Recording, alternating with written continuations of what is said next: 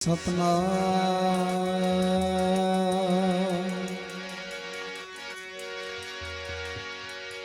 वाहिगुरु साहिब जियो।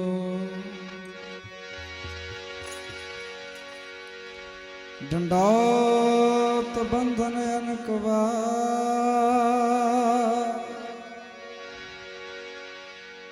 सर्व कला समरथ।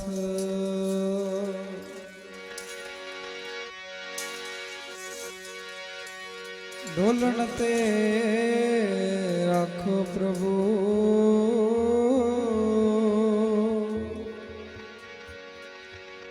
नानक दे कर हथ।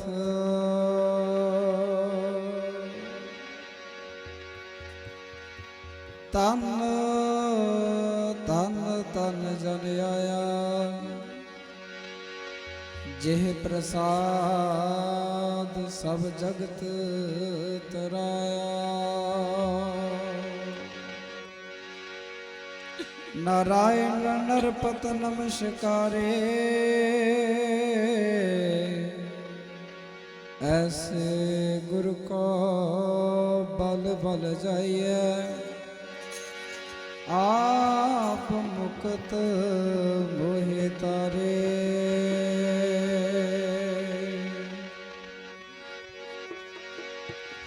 बल बल जावा जी मैं ऐसा गुरा तो। बल बल जावा जी मैं ऐसा गुरा तो। बल बल जावा जी मैं ऐसा गुरा तो। बल बल जावा जी मैं ऐसा बल बल जावा जी मैं ऐसा गुरा तो। बल बल जावा जी मैं ऐसा गुरा तो। ऐसे गुरा तो ऐसे गुरा तो ऐसे गुरा तो ऐसे गुरा तो ऐसे गुरा तो ऐसे गुरा तो ऐसे गुरा तो ऐसे गुरा तो। बल बल जावा जी मैं ऐसे गुरा तो। बल बल जावा जी मैं ऐसे गुरा तो। बल बल जावा जी मैं ऐसे गुरा तो। बल बल जावा जी मैं बल बल जावा जी मैं ऐसे गुरा तो। बल बल जावा जी मैं ऐसे गुरा तो।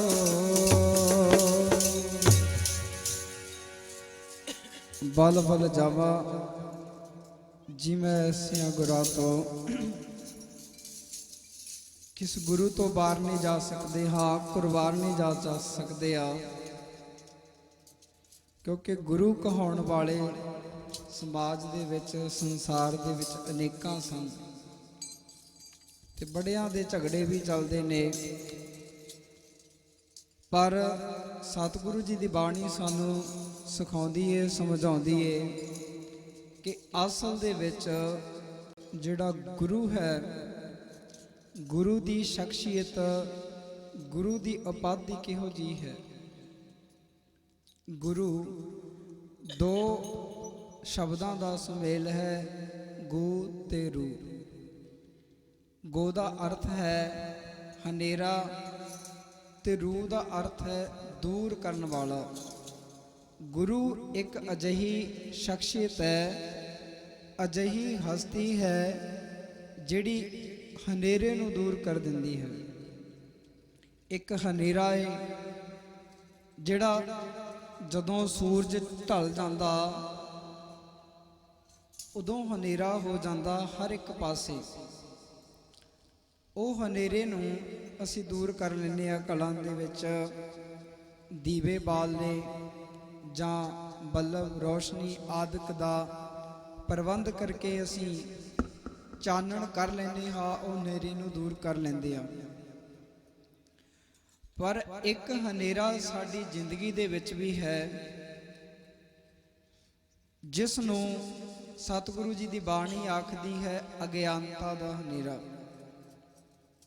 ਜਾਂ ਜਿਸ ਨੂੰ ਗੁਰੂ ਜੀ ਆਖਦੇ ਨੇ ਕਿ ਗੁਰ ਬਿਨ ਘੋਰ ਅੰਧਾਰ, ਕਿ ਗੁਰੂ ਤੋਂ ਬਿਨਾ ਸੰਸਾਰ ਦੇ ਵਿੱਚ ਇੱਕ ਘੁੱਪ ਹਨੇਰਾ ਹੈ, ਅੰਧਕਾਰ ਹੈ।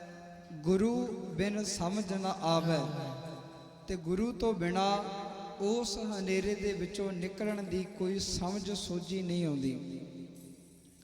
ਗੁਰੂ ਦੀ ਹਸਤੀ, ਗੁਰੂ ਦੀ ਸ਼ਖਸੀਅਤ ਕੁਝ ਅਜਿਹੀ ਹੈ ਕਿ ਗੁਰੂ ਹੈ ਜਿਹੜਾ ਸਾਨੂੰ ਉਹ ਇੱਕ ਪ੍ਰਤੱਖ ਰੂਪ ਹੈ ਸਾਨੂੰ ਦਿਖਾ ਦਿੰਦਾ ਹੈ। ਜਿਵੇਂ ਇੱਕ ਸ਼ੀਸ਼ਾ ਹੈ, ਸ਼ੀਸ਼ੇ ਦਾ ਸੁਭਾਅ ਹੈ ਕਿ ਸ਼ੀਸ਼ੇ ਨੇ ਸਾਨੂੰ ਜਿੱਦਾਂ ਦਾ ਸਾਡਾ ਸਰੂਪ ਹੈ, ਜਿੱਦਾਂ ਦੀ ਸਾਡੀ ਦਿੱਖ ਹੈ, ਉਹ ਦਿੱਖ ਗੁਰੂ ਨੇ ਸਾਨੂੰ ਦਿਖਾ ਦੇਣੀ ਹੈ। ਕਿ ਜੇ ਸਾਡੇ ਚੰਗੇ ਸੋਹਣੇ ਕੱਪੜੇ ਪਹਿਨੇ ਹੋਏ ਨੇ ਤੇ ਸ਼ੀਸ਼ੇ ਨੇ ਸਾਨੂੰ ਦਿਖਾ ਦੇਣਾ ਕਿ ਤੂੰ ਬੜਾ ਸੋਹਣਾ ਲੱਗ ਰਿਹਾ ਹੈ, ਤੇਰੇ ਚੰਗੇ ਕੱਪੜੇ ਪਾਏ ਨੇ, ਜਾਂ ਚੰਗੀ ਤੇਰੇ ਦਸਤਾਰ ਸਜਾਈ ਹੋਈ ਹੈ। ਸ਼ੀਸ਼ੇ ਦੇ ਵਿੱਚ ਸਾਨੂੰ ਬਾਖੂਬੀ ਹੈ ਜਿਹੜਾ ਪਤਾ ਲੱਗ ਜਾਂਦਾ ਹੈ। ਤੇ ਜੇ ਸਾਡੇ ਕੱਪੜੇ ਮੈਲੇ ਪਾਏ ਨੇ ਤੇ ਸ਼ੀਸ਼ੇ ਨੇ ਸਾਨੂੰ ਉਹ ਵੀ ਦਿਖਾ ਦੇਣਾ ਕਿ ਤੇਰੇ ਕੱਪੜੇ ਮੈਲੇ ਨੇ। ਸਾਡੇ ਕੱਪੜਿਆਂ ਤੇ, ਸਾਡੇ ਚਿਹਰੇ ਤੇ, ਸਾਡੀ ਪੱਗ ਤੇ, ਦਸਤਾਰ ਤੇ ਕੋਈ ਦਾਗ ਹੈ ਤੇ ਉਹ ਦਾਗ ਹੈ ਜਿਹੜਾ ਸ਼ੀਸ਼ੇ ਨੇ ਸਾਨੂੰ ਦਿਖਾ ਦੇਣਾ ਹੈ। ਤੇ ਇਸੇ ਤਰ੍ਹਾਂ ਹੀ ਇੱਕ ਗੁਰੂ ਦੀ ਸ਼ਖਸੀਅਤ ਹੈ। ਗੁਰੂ ਨੇ ਜਿਹੜਾ ਵੀ ਕੋਈ ਗੁਰੂ ਦੇ ਕੋਲ ਚੱਲ ਕੇ ਆਉਂਦਾ ਹੈ ਤੇ ਗੁਰੂ ਨੇ ਉਹਨੂੰ ਆਪਣੀ ਬਾਣੀ ਦੇ ਰਾਹੀਂ, ਸ਼ਬਦਾਂ ਦੇ ਰਾਹੀਂ ਇਹ ਦਿਖਾ ਦੇਣਾ ਕਿ ਭਾਈ ਤੇਰਾ ਜਿਹੜਾ ਸਰੂਪ ਹੈ, ਤੇਰਾ ਸਰੂਪ ਕੁਝ ਇਦਾਂ ਦਾ ਹੈ ਤੇ ਤੈਂ ਬਾਨਾ ਕਿਵੇਂ ਹੈ, ਤੇ ਬਾਨਾ ਇਦਾਂ ਦਾ ਹੈ। ਪਹਿਲਾਂ ਆਪਾਂ ਧਾਰਨਾ ਦੇ ਵਿੱਚ ਬੜੇ ਪਿਆਰ ਦੇ ਨਾਲ ਹੀ ਸੁਣ ਕੇ ਹਟਿਆ ਕਿ ਕੰਨੀ ਸੁਣੀਏ ਗੁਰਾਂ ਦੀ ਬਾਣੀ, ਜੀਭਾਂ ਨਾਲ ਨਾਮ ਜਪੀਏ। ਹੁਣ ਇਹ ਸਾਡੇ ਸਰੀਰ ਦੇ ਗਿਆਨ ਇੰਦਰੀ ਨੇ, ਜੀਭ, ਨੱਕ, ਕੰਨ, ਚਮੜੀ। ਹੁਣ ਇਹਨਾਂ ਗਿਆਨ ਇੰਦਰੀਆਂ ਦੇ ਰਾਹੀਂ ਅਸੀਂ ਸਰੀਰ ਦੀ ਜਿਹੜੀ ਕਿਰਿਆ ਕਰਦੇ ਰਹਿੰਦੇ ਹਾਂ। ਜਿਹੜੇ ਸਾਡੇ ਇਹ ਗਿਆਨ ਇੰਦਰੀ ਨੇ ਆਪੋ ਆਪਣਾ ਕੰਮ ਕਰਦੇ ਰਹਿੰਦੇ ਨੇ। ਅੱਖਾਂ ਸਾਡੀਆਂ ਵੇਖ ਰਹੀਆਂ ਨੇ, ਜੀਭ ਸਾਡੀ ਸਵਾਦ ਚੱਖ ਰਹੀ ਹੈ, ਤੇ ਕੰਨ ਸਾਡੇ ਸੁਣ ਰਹੇ ਨੇ, ਤੇ ਚਮੜੀ ਸਪਰਸ਼ ਕਰਦੀ ਹੈ। ਪਰ ਸਤਿਗੁਰੂ ਜੀ ਸਾਨੂੰ ਇੱਕ ਸ਼ੀਸ਼ਾ ਦਿਖਾਉਂਦੇ ਨੇ, ਕਹਿੰਦੇ ਭਾਈ ਇਹ ਤੇਰੇ ਕੋਲ ਸਭ ਕੁਝ ਹੈ, ਪਰ ਤੂੰ ਇਹਦੇ ਨਾਲ ਕਰਨਾ ਕੀ ਹੈ। ਆਪਾਂ ਆਨੰਦ ਬਾਣੀ ਦੇ ਵਿੱਚੋਂ ਬੜੇ ਵਾਰ ਸ਼ਰਵਣ ਕਰਦੇ ਆ ਕਿ ਇਹ ਸ਼ਰਵਣੋ ਮੇਰੇ ਹੋ, ਸੱਚ ਸੁਣਨ ਨੋ ਪਠਾਏ, ਕਿ ਇਹ ਮੇਰੇ ਕੰਨੋ ਤੁਹਾਨੂੰ ਕਿਉਂ ਦਿੱਤਾ, ਇਹ ਕੰਨਾਂ ਦੇ ਨਾਲ ਤੁਸੀਂ ਕਰਨਾ ਕੀ ਹੈ। ਇਹਦੇ ਨਾਲ ਪਰਮਾਤਮਾ ਜੀ ਦੀ ਬਾਣੀ, ਪਰਮਾਤਮਾ ਜੀ ਦਾ ਨਾਮ, ਜਾਂ ਉਹਨਾਂ ਦੀ ਉਸਤਤ ਦੀ ਵਿਚਾਰ ਸ਼ਰਵਣ ਕਰਨੀ ਹੈ। ਇਹਨਾਂ ਕੰਨਾਂ ਦੇ ਨਾਲ, ਇਹਨਾਂ ਦੇ ਕੰਨਾਂ ਦੇ ਨਾਲ ਕੇਵਲ ਤੇ ਕੇਵਲ ਦੁਨੀਆ ਦੀਆਂ ਗੱਲਾਂ ਜਾਂ ਦੁਨੀਆ ਦੇ ਬੋਲ, ਜਾਂ ਆਪਾਂ ਆਖ ਦਈਏ ਕੇਵਲ ਦੁਨੀਆ ਦੀ ਨਿੰਦਾ ਦਾ ਰਸ ਨਹੀਂ ਚਖਣਾ। ਇਹਨਾਂ ਕੰਨਾਂ ਦੇ ਨਾਲ ਤੁਸੀਂ ਇੱਕ ਨਾਮ ਦਾ ਰਸ ਵੀ ਚਖਣਾ ਹੈ, ਜਿਸ ਰਸ ਦੇ ਨਾਲ ਤੁਹਾਨੂੰ ਅੰਦਰੋਂ ਸਕੂਨ ਪ੍ਰਾਪਤ ਹੋਵੇਗਾ, ਅੰਦਰੋਂ ਗਿਆਨ ਪ੍ਰਾਪਤ ਹੋਵੇਗਾ, ਜਿਹਦੇ ਨਾਲ ਤੁਹਾਨੂੰ ਆਤਮਿਕ ਸੁੱਖ ਖੇੜਾ ਪ੍ਰਾਪਤ ਹੋਵੇਗਾ। ਇਸੇ ਤਰ੍ਹਾਂ ਹੀ ਅੱਖਾਂ ਨੂੰ ਵੀ ਸਮਝਾਉਂਦੇ ਨੇ ਕਿ ਇਹ ਨੇਤਰ ਹੋ ਮੇਰੇ ਹੋ, ਹਰ ਤੁਮ ਮੈਂ ਜੋਤ ਰੱਖੀ, ਕਿ ਇਹ ਮੇਰੀ ਅੱਖੋਂ ਨੇਤਰੋ ਤੁਹਾਡੇ ਵਿੱਚ ਪਰਮਾਤਮਾ ਨੇ ਆਪਣੀ ਜਿਹੜੀ ਜੋਤ ਟਿਕਾਈ ਹੋਈ ਹੈ। ਤੇ ਹੁਣ ਜਦੋਂ ਅੰਦਰ ਪਰਮਾਤਮਾ ਜੀ ਨੇ ਜੋਤ ਟਿਕਾਈ ਹੈ ਤੇ ਫਿਰ ਕਹਿੰਦੇ ਇਹਦੇ ਨਾਲ ਤੁਸੀਂ ਕੇਵਲ ਤੇ ਕੇਵਲ ਪਰਮਾਤਮਾ ਨੂੰ ਹੀ ਵੇਖੋ, ਇਹਦੇ ਨਾਲ ਤੁਸੀਂ ਕਿਸੇ ਹੋਰ ਨੂੰ ਵੇਖਣਾ ਨਾ ਕਰੋ। ਕਹਿਣ ਦਾ ਭਾਵ ਦੁਨੀਆ ਦੇ ਵਿੱਚ ਹਰ ਇੱਕ ਪਾਸੇ ਵੇਖਦੇ ਹੋ ਤੇ ਵੇਖੋ ਸਾਰੀ ਕੁਦਰਤ ਪਰਮਾਤਮਾ ਦੀ ਹੈ, ਸਾਰੀ ਖਲਕਤ ਪਰਮਾਤਮਾ ਦੀ ਹੈ। ਤੇ ਇਹ ਦੁਨੀਆ ਦੇ ਵਿੱਚ ਕਿਸੇ ਨੂੰ ਛੋਟਾ ਜਾਂ ਵੱਡਾ ਕਰਕੇ ਨਾ ਜਾਣੋ। ਇਹ ਦੁਨੀਆ ਦੇ ਵਿੱਚ ਇੱਕ ਨਜ਼ਰ ਬਣਾਓ, ਆਪਣਾ ਇੱਕ ਨਜ਼ਰੀਆ ਬਣਾਓ ਕਿ ਇਹ ਦੁਨੀਆ ਦੇ ਵਿੱਚ ਸਾਰੇ ਹੀ ਇੱਕ ਪਰਮਾਤਮਾ ਜੀ ਦੀ ਇਲਾਹੀ ਜੋਤ ਤੋਂ ਪੈਦਾ ਹੋਏ ਹਨ, ਇੱਕ ਨੂਰ ਤੋਂ ਪੈਦਾ ਹੋਏ ਹਨ। ਕਿ ਸਤਿਗੁਰੂ ਜੀ ਬਾਣੀ ਦੇ ਵਿੱਚ ਵੀ ਵਚਨ ਕਰਦੇ ਨੇ ਕਿ ਫਰੀਦਾ ਖਾਲਕ ਖਲਕ ਮਹਿ ਖਲਕ ਬਸੈ ਰੱਬ ਮਾਹੀ, ਕਿ ਦੁਨੀਆ ਦੇ ਵਿੱਚ ਹੀ ਪਰਮਾਤਮਾ ਵਸਦਾ ਹੈ। ਅਵਲ ਅੱਲਾਹ ਨੂਰ ਉਪਾਇਆ ਕੁਦਰਤ ਕੇ ਸਭ ਬੰਦੇ, ਕਿ ਸਾਰੇ ਕੁਦਰਤ ਦੇ ਬੰਦੇ ਨੇ ਏਕ ਨੂਰ ਤੇ ਸਭ ਜਗ ਉਪਜਿਆ। ਕਹਿੰਦੇ ਇੱਕ ਨੂਰ ਤੋਂ, ਇੱਕ ਪ੍ਰਕਾਸ਼ ਤੋਂ, ਜਿਹੜਾ ਪ੍ਰਕਾਸ਼ ਸਾਨੂੰ ਦਿਖਾਈ ਨਹੀਂ ਦਿੰਦਾ, ਉਸ ਇਲਾਹੀ ਪ੍ਰਕਾਸ਼ ਤੋਂ, ਨੂਰ ਤੋਂ ਸਾਰੇ ਜੀਵ ਨੇ ਜਿਹੜੇ ਪੈਦਾ ਹੋਏ ਹਨ। ਤਾਂ ਕਰਕੇ ਦੁਨੀਆ ਦੇ ਵਿੱਚ ਕਿਸੇ ਨੂੰ ਛੋਟਾ ਜਾਂ ਵੱਡਾ ਕਰਕੇ ਨਾ ਜਾਣੀਏ।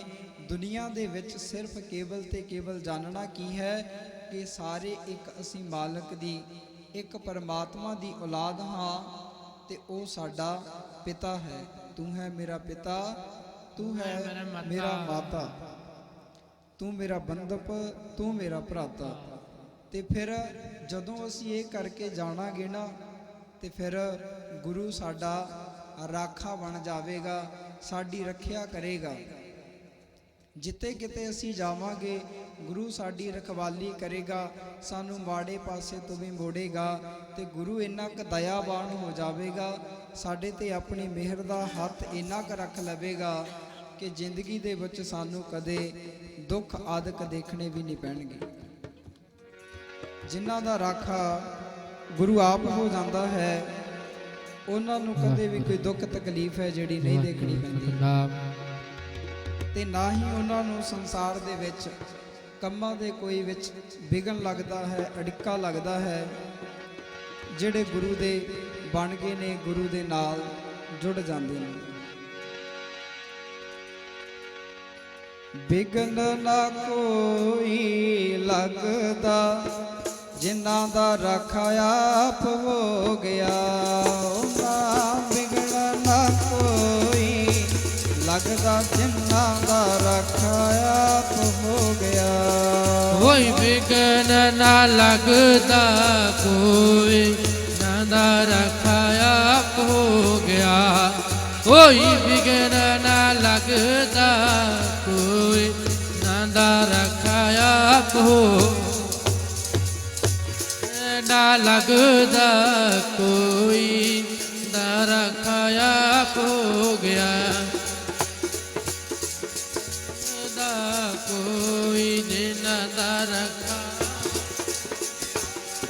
ਜਿਨ੍ਹਾਂ ਦਾ ਰਾਖਾ ਜੀ ਆਪ ਹੋ ਗਿਆ। ਜਿਨ੍ਹਾਂ ਦਾ ਰਾਖਾ ਜੀ ਆਪ ਹੋ ਗਿਆ।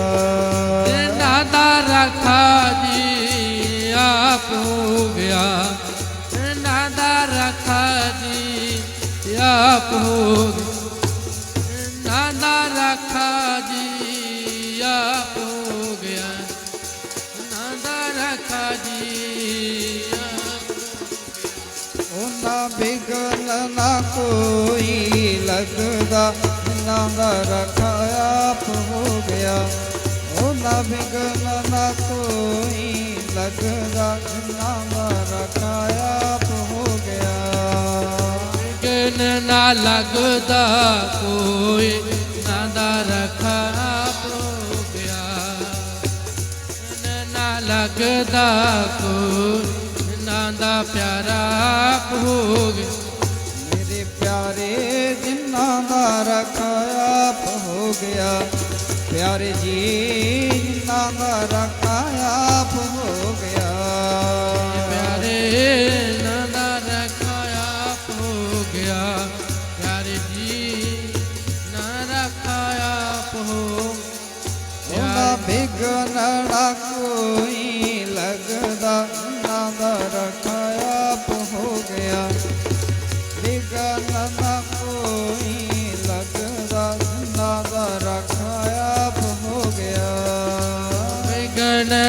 ਲੱਗਦਾ ਕੋਈ, ਨਾਦਾ ਰੱਖਾ ਆਪ ਹੋ ਗਿਆ। ਵਿਗਨ ਨਾ ਲੱਗਦਾ ਕੋਈ, ਨਾਦਾ ਰੱਖਾ ਆਪ ਹੋ ਗਿਆ।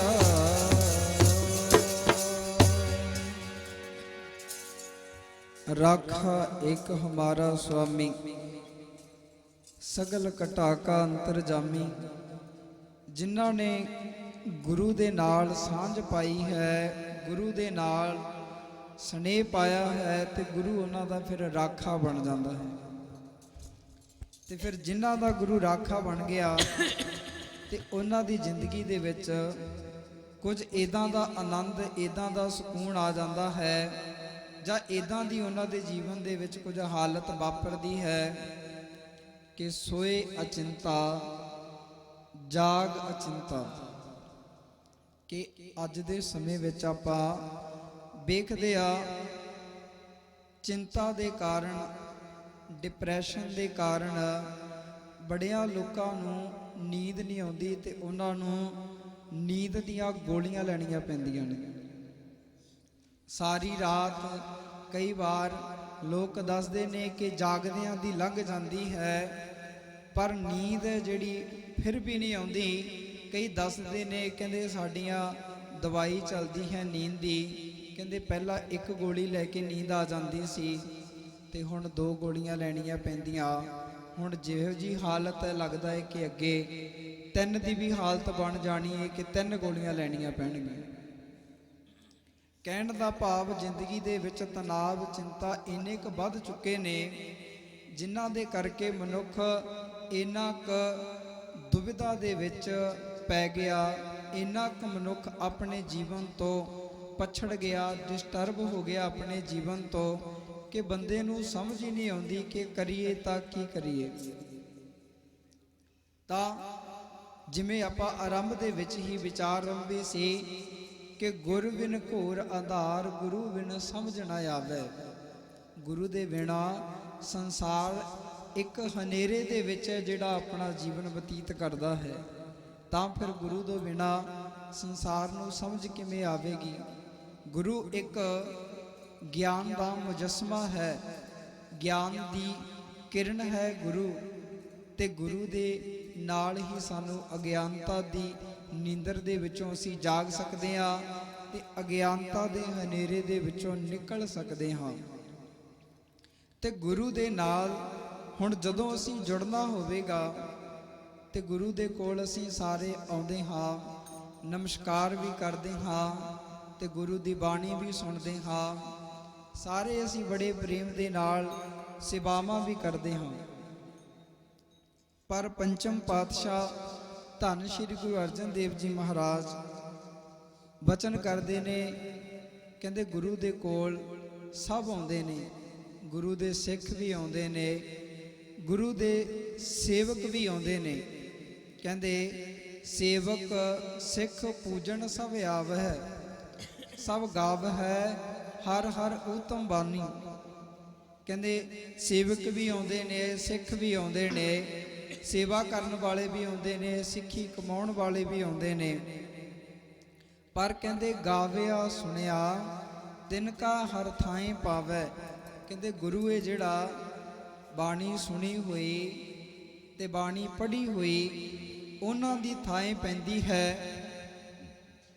ਜਿਨ ਸਤਿਗੁਰ ਕੀ ਆਗਿਆ ਸਤ ਸਤ ਕਰ ਮਾਨੀ।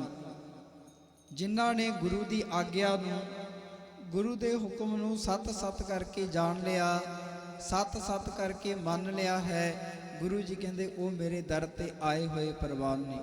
ਗੱਜ ਕੇ ਆਖੋ ਸਤਨਾਮ ਸ੍ਰੀ ਵਾਹਿਗੁਰੂ।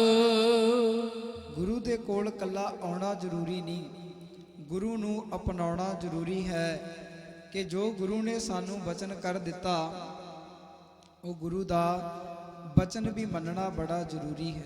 ਜੇ ਸਾਨੂੰ ਗੁਰੂ ਨੇ ਇੱਕ ਪਹਿਲਾ ਬਚਨ ਕੀਤਾ ਕਿ ਆਵੋ ਸਿੱਖ ਸਤਿਗੁਰੂ ਕੇ ਪਿਆਰਿਓ, ਗਾਵੋ ਸੱਚੀ ਬਾਣੀ, ਤੇ ਜੇ ਗੁਰੂ ਦਾ ਅਸੀਂ ਪਹਿਲਾ ਹੁਕਮ ਇਹ ਮੰਨ ਲਿਆ, ਗੁਰੂ ਦੀ ਸੰਗਤ ਦੇ ਵਿੱਚ ਆ ਕੇ ਬੈਠ ਗਏ ਹਾਂ, ਤੇ ਹੁਣ ਦੂਜਾ ਬਚਨ ਗੁਰੂ ਦਾ ਮੰਨਣਾ ਪੈਣਾ ਹੈ, ਜੋ ਗੁਰੂ ਨੇ ਸਾਨੂੰ ਸਮਝਾਇਆ ਕਿ ਜਿਹੜੇ ਸਾਡੇ ਗਿਆਨ ਇੰਦਰੇ ਨੇ, ਇਹਨਾਂ ਨੂੰ ਇੱਕ ਸਹੀ ਦਿਸ਼ਾ ਦੇ ਵੱਲ ਲੈ ਕੇ ਆਉਣਾ ਹੈ। ਇਹਨਾਂ ਗਿਆਨ ਇੰਦਰੀਆਂ ਦੇ ਰਾਹੀਂ ਤੁਸੀਂ ਪਰਮਾਤਮਾ ਦੇ ਨਾਲ, ਇਸ ਸੰਸਾਰ ਤੋਂ ਨਿਰੰਕਾਰ ਦੇ ਨਾਲ ਜੁੜਨਾ ਹੈ, ਇਹਨਾਂ ਹੀ ਗਿਆਨ ਇੰਦਰੀਆਂ ਦੇ ਨਾਲ। ਬਸ ਤੁਹਾਨੂੰ ਯਤਨ ਕੀ ਕਰਨਾ ਪੈਣਾ ਹੈ ਕਿ ਬਸ ਇੱਕ ਤਰੀਕਾ ਬਦਲਣਾ ਪੈਣਾ ਹੈ। ਪਹਿਲਾਂ ਅਸੀਂ ਇਹਨਾਂ ਅੱਖਾਂ ਦੇ ਨਾਲ ਦੁਨੀਆ ਦੇ ਵਿੱਚ ਵੇਖਦੇ ਹਾਂ ਕਿ ਇਹ ਫਲਾਨਾ ਬੰਦਾ ਹੈ, ਇਹ ਫਲਾਨੀ ਜਾਤ ਵਾਲਾ ਹੈ, ਜਾਂ ਇਹ ਛੋਟਾ ਹੈ, ਵੱਡਾ ਹੈ, ਜਾਂ ਆਪਾਂ ਵੇਖ ਲੈਂਦੇ ਹਾਂ ਕਈ ਵਾਰ ਬੰਦੇ ਦੇ ਸਰੀਰ ਕਰਕੇ ਜਾਂ ਰੰਗ ਰੂਪ ਕਰਕੇ ਅਸੀਂ ਬੰਦੇ ਦਾ ਮਜ਼ਾਕ ਉਡਾਉਣ ਲੱਗ ਜਾਂਦੇ ਹਾਂ। ਬੰਦੇ ਦੀ ਸ਼ਖਸੀਅਤ ਨੂੰ ਵੇਖ ਕੇ ਅਸੀਂ ਉਸ ਦਾ ਮਜ਼ਾਕ ਉਡਾਉਣ ਲੱਗ ਜਾਂਦੇ ਆ। ਪਰ ਸਤਿਗੁਰੂ ਜੀ ਆਖਦੇ ਨੇ, ਕਹਿੰਦੇ ਭਾਈ ਇਹ ਸੰਸਾਰ ਹੈ ਨਾ ਜਿਹੜਾ, ਇੱਕ ਬਿਰਖ ਦੀ ਤਰ੍ਹਾਂ ਹੈ।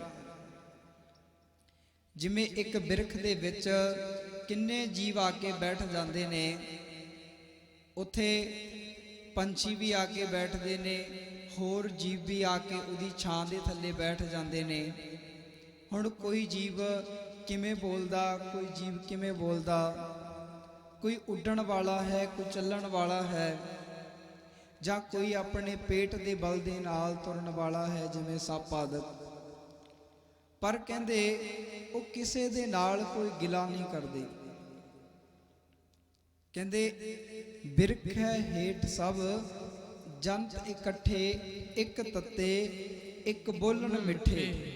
ਕਹਿੰਦੇ ਇਹ ਸੰਸਾਰ ਵੀ ਉਸੇ ਇੱਕ ਬਿਰਖ ਦੀ ਤਰ੍ਹਾਂ ਹੈ ਕਿ ਇਸ ਬਿਰਖ ਦੇ ਹੇਠਾਂ ਕੁਝ ਤੱਤੇ ਭਾਵ ਗਰਮ ਬੋਲਣ ਵਾਲੇ ਵੀ ਬੰਦੇ ਨੇ, ਤੇ ਕੁਝ ਬੜੇ ਹੀ ਪਿਆਰ ਦੇ ਨਾਲ, ਨਿਮਰਤਾ ਦੇ ਨਾਲ ਰਹਿਣ ਵਾਲੇ ਨੇ, ਜਾਂ ਆਖ ਦੀਏ ਮਿੱਠ ਬੋਲੜੇ ਨੇ।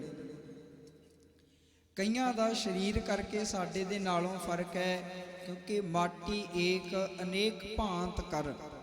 ਇੱਕੋ ਮਿੱਟੀ ਨੂੰ ਪਰਮਾਤਮਾ ਨੇ ਅਨੇਕਾਂ ਤਰੀਕਿਆਂ ਦੇ ਨਾਲ ਬਣਾਇਆ ਹੈ। ਮਾਟੀ ਏਕ ਅਨੇਕ ਭਾਂਤ ਕਰ, ਸਾਜੀ ਸਾਜਨ ਹਾਰੇ। ਨਾ ਕਛ ਪੋਚ ਮਾਟੀ ਕੇ ਭਾਂਡੇ, ਨਾ ਕਛ ਪੋਚ ਕੁੰਭਾਰੇ। ਤੇ ਪਰਮਾਤਮਾ ਨੇ ਸਾਰੇ ਬਣਾਏ ਨੇ, ਸਭ ਨੂੰ ਸੋਚਣ ਸਮਝਣ ਦੀ ਸਮਰੱਥਾ ਦਿੱਤੀ ਹੈ। ਸਰੀਰ ਕਰਕੇ ਵੱਖੋ ਵੱਖਰੇ ਬਣਾਏ ਨੇ, ਪਰ ਗੁਰੂ ਨੇ ਸਾਨੂੰ ਨਾਲ ਦੀ ਨਾਲ ਇਹ ਸਿੱਖਿਆ ਦਿੱਤੀ ਏ, ਇਹ ਬਚਨ ਸਮਝਾਏ ਨੇ। ਕਹਿੰਦੇ ਆਪਣੀ ਨਜ਼ਰ ਦੇ ਵਿੱਚ, ਆਪਣੀ ਵੇਖਣੀ ਦੇ ਵਿੱਚ ਤੂੰ ਸਮ ਦ੍ਰਿਸ਼ਟੀ ਲੈ ਕੇ ਆ। ਸਮ ਦ੍ਰਿਸ਼ਟੀ ਕਿੱਦਾਂ ਦੀ? ਜਿਹੜੀ ਸਮ ਦ੍ਰਿਸ਼ਟੀ ਭਾਈ ਕਨ੍ਹਈਆ ਜੀ ਦੇ ਅੰਦਰ ਹੈ। ਕਿ ਹੁਣ ਜੰਗ ਦਾ ਮੈਦਾਨ ਹੈ, ਜੰਗ ਲੜੀ ਜਾ ਰਹੇ ਨੇ, ਤੇ ਹੁਣ ਜੰਗ ਦੇ ਮੈਦਾਨ ਦੇ ਵਿੱਚ ਕੀ ਹੈ? ਬੈਰੀ ਵੀ ਫੱਟੜ ਹੋ ਰਹੇ ਨੇ ਤੇ ਸਿੱਖ ਵੀ ਫੱਟੜ ਹੋ ਰਹੇ ਨੇ। ਹੁਣ ਜੰਗ ਦੀ ਨੀਤੀ ਕੀ ਹੁੰਦੀ ਏ ਕਿ ਬਸ ਦੁਸ਼ਮਣ ਨੂੰ ਮਾਰ ਦੇਣਾ, ਜਾਂ ਦੁਸ਼ਮਣ ਨੂੰ ਭਜਾ ਦੇਣਾ, ਦੁਸ਼ਮਣ ਨੂੰ ਇੰਨਾ ਕੁ ਡਰਾ ਦੇਣਾ। ਜੰਗ ਦੀ ਨੀਤੀ ਤੇ ਇਹੀ ਹੈ ਨਾ ਕਿ ਜਿਹੜਾ ਚੜ੍ਹ ਕੇ ਆਇਆ ਉਸ ਨੂੰ ਵਾਪਸ ਮੋੜ ਦੇਣਾ ਜਾਂ ਮਾਰ ਦੇਣਾ। ਪਰ ਭਾਈ ਕਨ੍ਹਈਆ ਜੀ ਕੀ ਕਰ ਰਹੇ ਨੇ? ਭਾਈ ਕਨ੍ਹਈਆ ਜੀ ਜਿਹੜੇ ਜ਼ਖਮੀ ਹੋ ਜਾਂਦੇ ਨੇ, ਉਹਨਾਂ ਨੂੰ ਪਾਣੀ ਪਿਲਾਈ ਜਾਂਦੇ ਨੇ, ਜਾਂ ਜਿਹੜੇ ਜ਼ਖਮ ਨੇ, ਜ਼ਖਮਾਂ ਦੇ ਉੱਤੇ ਮੱਲਮ ਲਾ ਕੇ ਪੱਟੀ ਕਰ ਦਿੰਦੇ ਨੇ।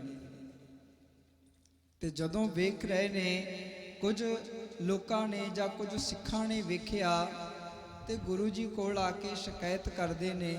ਕਹਿੰਦੇ ਭਾਈ ਕਨ੍ਹਈਆ ਜੀ ਨੇ ਜਿਹੜੇ, ਉਹ ਕਹਿੰਦੇ ਦੁਸ਼ਮਣਾਂ ਨੂੰ ਵੀ ਪਾਣੀ ਪਿਲਾ ਰਹੇ ਨੇ, ਨਾਲੇ ਉਹਨਾਂ ਦੀ ਮੱਲਮ ਪੱਟੀ ਕਰਦੇ ਨੇ। ਕਹਿੰਦੇ ਅਸੀਂ ਬੜੀ ਬਹਾਦਰੀ ਦੇ ਨਾਲ ਲੜ ਕੇ, ਕਹਿੰਦੇ ਉਹਨਾਂ ਨੂੰ ਜ਼ਖਮੀ ਕਰਦੇ ਹਾਂ, ਫੱਟੜ ਕਰਦੇ ਹਾਂ।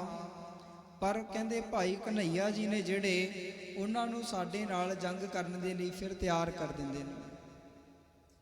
ਕਹਿੰਦੇ ਸਤਿਗੁਰੂ ਜੀ ਤੁਸੀਂ ਕੁਝ ਸਮਝਾਓ ਭਾਈ ਕਨ੍ਹਈਆ ਜੀ ਨੂੰ। ਪਰ ਸਤਿਗੁਰੂ ਜੀ ਸਭ ਕੁਝ ਜਾਣਨ ਵਾਲੇ ਨੇ। ਭਾਈ ਕਨ੍ਹਈਆ ਜੀ ਨੂੰ ਬੁਲਾਇਆ ਤੇ ਸਾਰਾ ਕੁਝ ਸਿੰਘਾਂ ਨੇ ਦੁਬਾਰਾ ਫਿਰ ਦੱਸਿਆ। ਸਤਿਗੁਰੂ ਜੀ ਨੇ ਫਿਰ ਕੀ ਆਖਿਆ? ਕਹਿੰਦੇ ਭਾਈ ਕਨ੍ਹਈਆ ਜੀ ਆਓ ਤੁਸੀਂ ਉਹਨਾਂ ਨੂੰ ਪਾਣੀ ਪਿਲਾਉਂਦੇ ਹੋ, ਮੱਲਮ ਪੱਟੀ ਕਰਦੇ ਹੋ। ਇਹ ਸਿੰਘਾਂ ਨੇ ਸ਼ਿਕਾਇਤ ਕੀਤੀ ਹੈ। ਕਹਿੰਦੇ ਸਤਿਗੁਰੂ ਜੀ ਹਾਂ, ਪਰ ਕਹਿੰਦੇ ਨਾਲ ਨਾਲ ਇਹਨਾਂ ਨੇ ਵੀ ਆਖਿਆ, ਕਹਿੰਦੇ ਜਿਹੜੇ ਦੁਸ਼ਮਣ ਨੇ ਤੁਸੀਂ ਦੁਸ਼ਮਣਾਂ ਦੀ ਵੀ ਮੱਲਮ ਪੱਟੀ ਕਰ ਰਹੇ ਹੋ। ਤੇ ਭਾਈ ਕਨ੍ਹਈਆ ਜੀ ਕਹਿੰਦੇ ਸਤਿਗੁਰੂ ਜੀ ਮੈਨੂੰ ਤੇ ਕਹਿੰਦੇ ਦੁਸ਼ਮਣ ਕੋਈ ਦਿਖਾਈ ਹੀ ਨਹੀਂ ਦਿੰਦਾ। ਮੈਂ ਤਾਂ ਜਿਸ ਪਾਸੇ ਵੱਲ ਵੀ ਵੇਖਦਾ ਮੈਨੂੰ ਤੁਹਾਡਾ ਹੀ ਸਰੂਪ, ਤੁਹਾਡਾ ਹੀ ਰੂਪ ਦਿਖਾਈ ਦਿੰਦਾ ਹੈ ਕਿ ਮੈਂ ਜਿਸ ਪਾਸੇ ਵੱਲ ਵੇਖਦਾ ਹਾਂ ਮੈਨੂੰ ਸਾਰੇ ਹੀ ਤੁਹਾਡੇ ਬੱਚੇ ਜਾਪਦੇ ਨੇ, ਕਿਉਂਕਿ ਤੁਸੀਂ ਤੇ ਸਾਨੂੰ ਸਿਖਾਇਆ ਹੈ ਕਿ ਏਕ ਨੂਰ ਤੇ ਸਭ ਜਗ ਉਪਜਿਆ, ਕੌਣ ਭਲੇ ਕੋ ਮੰਦੇ। ਕਿ ਚੰਗੇ ਮਾੜੇ ਦੀ ਵਿਚਾਰ ਤੇ ਤੁਸੀਂ ਸਾਡੀ ਉੱਕੀ ਹੀ ਮਨ ਦੇ ਵਿੱਚੋਂ ਕੱਢ ਦਿੱਤੀ ਹੈ। ਫਿਰ ਗੁਰੂ ਜੀ ਨੇ ਗਲ ਦੇ ਨਾਲ ਲਾਇਆ, ਗਲ ਵਕੜੀ ਪਾਈ ਤੇ ਨਾਲ ਆਖਿਆ ਕਿ ਇਹ ਲੈ ਮੱਲਮ ਤੇ ਪੱਟੀਆਂ, ਹੋਰ ਜੋ ਵੀ ਤੈਨੂੰ ਮਿਲਦਾ ਹੈ ਸਭ ਦੇ ਜ਼ਖਮਾਂ ਦੇ ਉੱਪਰ ਮੱਲਮ ਲਾ ਕੇ ਪੱਟੀ ਕਰਦਾ ਰਹਿ, ਤੇ ਇਸੇ ਤਰ੍ਹਾਂ ਤੂੰ ਆਪਣਾ ਜਿਹੜਾ ਜੀਵਨ ਇਹ ਕਮਾਉਂਦਾ ਰਹਿ, ਆਪਣੀ ਸੇਵਾ ਦੇ ਵਿੱਚ ਜੁਟਿਆ ਰਹਿ। ਇਹ ਇੱਕ ਸਮਦ੍ਰਿਸ਼ਟੀ ਹੈ ਜਿਹੜੀ ਕਿ ਸਾਰਿਆਂ ਦੇ ਵਿੱਚੋਂ ਇੱਕ ਨੂੰ ਵੇਖਣ ਵਾਲੀ, ਕਿ ਜਦੋਂ ਗੁਰੂ ਦੀ ਕਿਰਪਾ ਹੋ ਜਾਂਦੀ ਹੈ, ਗੁਰੂ ਦੀ ਦਇਆ ਹੋ ਜਾਂਦੀ ਏ, ਜਦੋਂ ਅਸੀਂ ਗੁਰੂ ਦੇ ਬਚਨਾਂ ਨੂੰ ਕਮਾ ਲੈਂਦੇ ਆ ਤੇ ਫਿਰ ਹਾਲਤ ਕਿੱਦਾਂ ਦੀ ਵਾਪਰਦੀ ਹੈ ਕਿ ਨਾ ਕੋ ਬੈਰੀ ਨਹੀਂ ਬੇਗਾਨਾ, ਸਗਲ ਸੰਗ ਹਮ ਕੋ ਬਣਾਈ। ਕਿ ਬੈਰੀ ਤੇ ਬੇਗਾਨੇ ਦੀ, ਦੁਸ਼ਮਣ ਦੀ ਅੰਦਰੋਂ ਉੱਕੀ ਵਿਚਾਰ ਹੀ ਖਤਮ ਹੋ ਗਈ। ਗੁਰੂ ਇੰਨਾ ਕੁ ਸਮਰੱਥ ਹੈ ਕਿ ਆਪਣੇ ਸਿੱਖਾਂ ਨੂੰ ਸਮਦ੍ਰਿਸ਼ਟ ਬਣਾ ਦਿੰਦਾ ਹੈ। ਤੇ ਗੁਰੂ ਦੀ ਅਸੀਂ ਸੰਗਤ ਦੇ ਵਿੱਚ ਸਾਰੇ ਜੁੜਦੇ ਹਾਂ, ਆਉਂਦੇ ਹਾਂ, ਤੇ ਨਾਲ ਦੀ ਨਾਲ ਇਹ ਵੀ ਇੱਕ ਯਤਨ ਕਰਨਾ ਚਾਹੀਦਾ ਹੈ ਕਿ ਅਸੀਂ ਨਾਲ ਦੀ ਨਾਲ ਗੁਰੂ ਦੀ ਬਾਣੀ ਦੇ ਨਾਲ ਵੀ ਜੁੜੀਏ। ਪਹਿਲਾ ਕਰਮ ਕੀਤਾ, ਸੰਗਤ ਦੇ ਵਿੱਚ ਆ ਗਏ, ਤੇ ਦੂਜਾ ਕਰਮ ਕੀ ਕਰਨਾ ਹੈ ਕਿ ਗੁਰੂ ਦੀ ਬਾਣੀ ਨੂੰ ਪੜ੍ਹੀਏ, ਵਿਚਾਰੀਏ ਤੇ ਆਪਣੇ ਅਮਲੀ ਜੀਵਨ ਦੇ ਵਿੱਚ ਲੈ ਕੇ ਆਈਏ, ਆਪਣੇ ਜੀਵਨ ਦੇ ਵਿੱਚ ਉਸ ਨੂੰ ਲਾਗੂ ਕਰੀਏ, ਤੇ ਫਿਰ ਸਾਡੇ ਜੀਵਨ ਦੇ ਵਿੱਚ ਇਖਲਾਕ ਵਾਪਰੇਗਾ। ਫਿਰ ਸਾਡੇ ਜੀਵਨ ਦੇ ਵਿੱਚ ਸਦਾਚਾਰਕ ਗੱਲਾਂ ਨੇ, ਸਦਾਚਾਰਕ ਗੁਣ ਨੇ ਜਿਹੜੇ ਆ ਜਾਣਗੇ ਜਦੋਂ ਅਸੀਂ ਗੁਰੂ ਦੇ ਨਾਲ ਅੰਦਰੂਨੀ ਤੌਰ ਤੇ ਜੁੜ ਜਾਵਾਂਗੇ। ਕਿਉਂਕਿ ਜਿਹੜਾ ਗੁਰੂ ਹੈ, ਗੁਰੂ ਨੂੰ ਸਾਡਾ ਕੋਈ ਬਹੁਤਾ ਧਨ ਨਹੀਂ ਚਾਹੀਦਾ, ਗੁਰੂ ਨੂੰ ਸਾਡੀ ਕੋਈ ਦੌਲਤ ਨਹੀਂ ਚਾਹੀਦੀ, ਗੁਰੂ ਸਾਡੇ ਕੋਲੋਂ ਕੁਝ ਨਹੀਂ ਮੰਗਦਾ, ਕਿਉਂਕਿ ਗੁਰੂ ਤੇ ਇੱਕ ਅਜਿਹਾ ਦਾਤਾ ਹੈ ਜਿਹੜਾ ਆਪਣੇ ਜੀਵਾਂ ਨੂੰ, ਆਪਣੇ ਸਿੱਖਾਂ ਨੂੰ ਦਿੰਦਾ ਰਹਿੰਦਾ, ਬਦਲੇ ਵਿੱਚ ਉਸ ਤੋਂ ਕੁਝ ਮੰਗਦਾ ਨਹੀਂ। ਭਾਈ ਗੁਰਦਾਸ ਜੀ ਦੇ ਬੜੇ ਹੀ ਪਿਆਰੇ ਬਚਨ ਹਨ। ਕਹਿੰਦੇ ਜਿਹੜਾ ਵੀ ਕੋਈ ਗੁਰੂ ਦੀ ਖੁਸ਼ੀ ਲੈਣੀ ਚਾਹੁੰਦਾ ਹੈ ਨਾ, ਤੇ ਗੁਰੂ ਨੂੰ ਆਪਣੇ ਪਿਆਰ ਦੇ ਨਾਲ, ਕਹਿੰਦੇ ਇੱਕ ਛੋਟੀ ਰਕਮ ਵੀ ਜੇ ਉਹ ਭੇਟਾ ਕਰ ਦੇਵੇ, ਪਰ ਮਨ ਦੇ ਵਿੱਚ ਕਹਿੰਦੇ ਪਿਆਰ ਹੋਵੇ, ਮਨ ਦੇ ਵਿੱਚ ਇਕਾਗਰਤਾ ਹੋਵੇ, ਮਨ ਕਹਿੰਦਾ ਹੋਵੇ ਕਿ ਗੁਰੂ ਤੂੰ ਹੀ ਹੈ, ਮਨ ਦੇ ਵਿੱਚ ਕਿਸੇ ਦੂਜੇ ਦੀ ਸਿੱਖੀ ਨਾ ਚੱਲਦੀ ਹੋਵੇ। ਤੇ ਭਾਈ ਗੁਰਦਾਸ ਜੀ ਕਹਿੰਦੇ ਭਾਵਨੀ ਭਗਤ ਭਾਏ ਕੌਡੀ ਅਗਰ ਭਾਗ ਰੱਖ।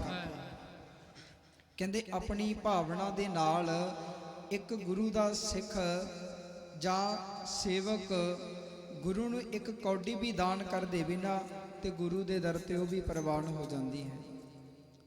ਤੇ ਜੇ ਅਸੀਂ ਭਾਵਨਾ ਦੇ ਨਾਲ, ਪਿਆਰ ਦੇ ਨਾਲ ਆਪਣੇ ਮਨ ਦੇ ਵਿੱਚ ਇੱਕ ਆਸ ਰੱਖ ਕੇ ਗੁਰੂ ਦੇ ਵੱਲ ਚੱਲਦੇ ਹਾਂ, ਕਿ ਆਪਣੇ ਮਨ ਦੇ ਵਿੱਚੋਂ ਕਿਸੇ ਹੋਰ ਦੀ ਸਿੱਖੀ ਨਹੀਂ ਰੱਖੀ, ਕਿ ਆਪਣੇ ਮਨ ਦੇ ਵਿੱਚ ਦਾਤਾ ਹੈ ਜਿਹੜਾ ਇੱਕ ਨੂੰ ਜਾਣ ਲਿਆ ਕਿ ਸਤਿਗੁਰੂ ਜੀ ਦੇਣ ਵਾਲੇ ਦਤਾਰ ਤੇ ਤੁਸੀਂ ਹੀ ਹੋ। ਦੁਨੀਆ ਦੇ ਵਿੱਚ ਕੋਈ ਹੋਰ ਅਜਿਹੀ ਸ਼ਖਸੀਅਤ ਜਾਂ ਅਜਿਹੀ ਹਸਤੀ ਨਹੀਂ ਜਿਹੜੀ ਸਾਨੂੰ ਦਾਤਾਂ ਦੇਣ ਵਾਲੀ ਹੈ। ਜਾਂ ਜਿਹੜੀ ਤੁਹਾਡੇ ਯੋਗ ਹੋਵੇ। ਤੇ ਜਦੋਂ ਇਹ ਭਾਵਨਾ ਲੈ ਕੇ ਗੁਰੂ ਦੇ ਕੋਲ ਆਉਂਦੇ ਹਾਂ ਤੇ ਭਾਈ ਗੁਰਦਾਸ ਜੀ ਆਖਦੇ ਨੇ, ਕਹਿੰਦੇ ਚਰਨ ਸ਼ਰਨ ਗੁਰ ਏਕ ਪੈਂਡਾ ਜਾਏ ਚੱਲ। ਕਹਿੰਦੇ ਜੇ ਅਸੀਂ ਗੁਰੂ ਦੀ ਸ਼ਰਨ ਦੇ ਵਿੱਚ ਇੱਕ ਪੈਂਡਾ ਵੀ ਚੱਲ ਕੇ ਚਲੇ ਜਾਂਦੇ ਆ ਨਾ, ਭਾਵ ਅਸੀਂ ਇੱਕ ਕਦਮ ਪੁੱਟਿਆ ਗੁਰੂ ਦੇ ਲਈ, ਅਸੀਂ ਨੇ ਤੇ ਕੇਵਲ ਇੱਕ ਹੀ ਕਦਮ ਪੁੱਟਿਆ ਹੈ। ਪਰ ਭਾਈ ਗੁਰਦਾਸ ਜੀ ਕਹਿੰਦੇ ਸਤਿਗੁਰ ਕੋਟ ਪੈਂਡਾ ਆਗੇ ਹੋਏ ਲੇਤ ਹੈ। ਕਹਿੰਦੇ ਗੁਰੂ ਹੈ ਜਿਹੜਾ ਸਾਡਾ, ਉਹ ਸਾਨੂੰ ਹਜ਼ਾਰਾਂ ਕਰੋੜਾਂ ਕਦਮ ਚੱਲ ਕੇ ਮਿਲਣ ਦੇ ਲਈ, ਸਾਨੂੰ ਆਪਣੇ ਵੱਲ ਲੈਣ ਦੇ ਲਈ ਆਉਂਦਾ ਹੈ। ਅਸੀਂ ਗੁਰੂ ਦੇ ਕੋਲ ਇੱਕ ਕਦਮ ਚੱਲ ਕੇ ਆਏ ਹਾਂ, ਸਤ ਸੰਗਤ ਦੇ ਵਿੱਚ ਆ ਕੇ ਬੈਠ ਗਏ ਹਾਂ, ਪਰ ਗੁਰੂ ਨੇ ਸਾਨੂੰ ਕਿੰਨਾ ਭੰਡਾਰ ਬਖਸ਼ਿਸ਼ ਕਰ ਦਿੱਤਾ, ਕਿੰਨਾ ਖਜ਼ਾਨਾ ਹੀ ਬਖਸ਼ਿਸ਼ ਕਰ ਦਿੱਤਾ। ਕਿਉਂਕਿ ਸਤ ਸੰਗਤ ਦੀ ਵਡਿਆਈ ਮਹਿਮਾ ਕੁਝ ਇਦਾਂ ਦੀ ਹੈ। ਧੰਨ ਸ਼੍ਰੀ ਗੁਰੂ ਅਰਜਨ ਦੇਵ ਜੀ ਮਹਾਰਾਜ ਵਚਨ ਕਰਦੇ ਨੇ, ਕਹਿੰਦੇ ਪਿੰਗਲ ਪਰਬਤ ਪਾਰ ਪਰੇ ਖਲ ਚਤਰ ਬਕੀਤਾ।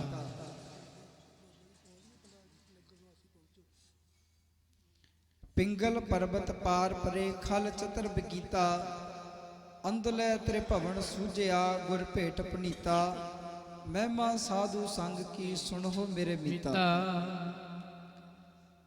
ਸਤਿਗੁਰੂ ਜੀ ਆਖਦੇ ਨੇ, ਕਹਿੰਦੇ ਸਤ ਸੰਗਤ ਇੱਕ ਅਜਿਹੀ ਜਗ੍ਹਾ ਹੈ ਜਿੱਥੇ ਆ ਕੇ ਇੱਕ ਜਿਹੜਾ ਦੁਨੀਆ ਦੇ ਤੌਰ ਤੇ ਜਿਸ ਨੂੰ ਮਜ਼ਾਕ ਕੀਤੇ ਜਾਂਦੇ ਸੀ ਕਿ ਮਨੁੱਖ ਕਮਲਾ ਹੈ, ਪਾਗਲ ਹੈ, ਉਸ ਮਨੁੱਖ ਨੂੰ ਕਹਿੰਦੇ ਇੱਕ ਚਤਰ ਬਖਤਾ ਬਣਾ ਦਿੱਤਾ ਕਿ ਦੁਨੀਆ ਦੇ ਵਿੱਚ ਉਹ ਚੰਗੇ ਲਫ਼ਜ਼ ਹੈ ਜਿਹੜੇ ਪੇਸ਼ ਕਰ ਸਕਦਾ ਹੈ, ਬੋਲ ਸਕਦਾ ਹੈ।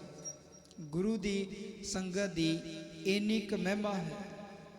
ਸੋ ਬਾਬਾ ਜੀ ਵੀ ਪਹੁੰਚ ਚੁੱਕੇ ਹਨ।